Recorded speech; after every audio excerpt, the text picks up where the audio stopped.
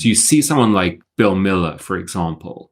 And when I was working on this book, I interviewed him both at his home in Maryland and at his office. And I could see the degree to which he had simplified his life. The first day I spent with him at his home and the next day I spent with him at his office. You could see he's wearing the same pair of jeans and the same black t-shirt every day. And he said at one point, been invited to give a keynote speech at some big fancy ball. And he said he told them, "Nah, I threw out my tuxedo and I'm never buying another one." I thought there was something so wonderful about that he's just decided, no, I don't do that anymore. When you look at his schedule, there's very little scheduled. He's set himself up.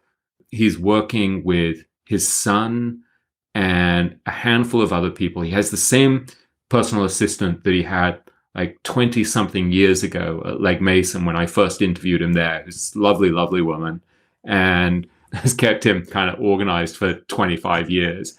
And so he's just kind of simplified his life so that all he's doing is reading, thinking, and as he puts it, trying to add value for his shareholders every month. And he doesn't do anything that he's not good at or doesn't like. And so the thing that the money has enabled him to do is, for example, he has all these people working for his family office who do things like pump gas for him. And he didn't decorate either of his homes. His sister would decorate his homes for him. Even his dog, which he really loved, his sister was kind of taking care of his dog. And so it's just like he'd simplified his life in this really interesting way.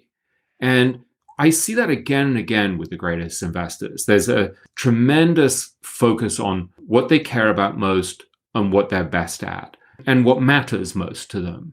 That's key, right? It's got to be something that matters to you. So for me, sitting around reading obscure books about Tibetan Buddhism and the Old Testament and stuff, that's really important, right? Like I got up this morning, I love coffee, as you know. I spend my whole time drinking coffee, and I don't know what I'm going to stop shake because I'm not drinking coffee now. And I start my day, I have a really good coffee, the first of about 29, and I sat down in my armchair and I'm reading a book written by some, Kabbalistic sage in the 1500s.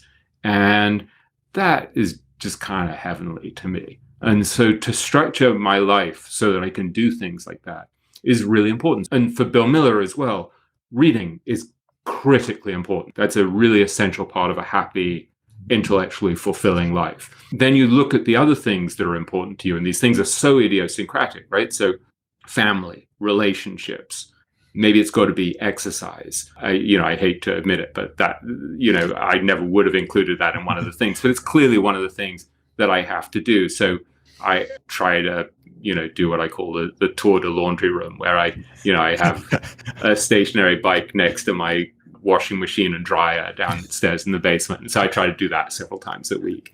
And I think having equanimity, peace of mind, is really, really important. This is a big thread in my book, is about how you have resilience, how you have mental resilience and equanimity so that you can deal with turbulence, both in the markets and in your life. So you got to think about how you're going to get that. So whether it's prayer, meditation, exercise, or a combination of all of those, or just really good friendships, walking in the woods, it doesn't necessarily matter. But I think that's got to be one of the kind of tent poles of life, is how are you going to get equanimity and resilience? And then there's work, right? You want to make a living, you investing, stuff like that. You have to go through your life, I think, and say, what can I remove?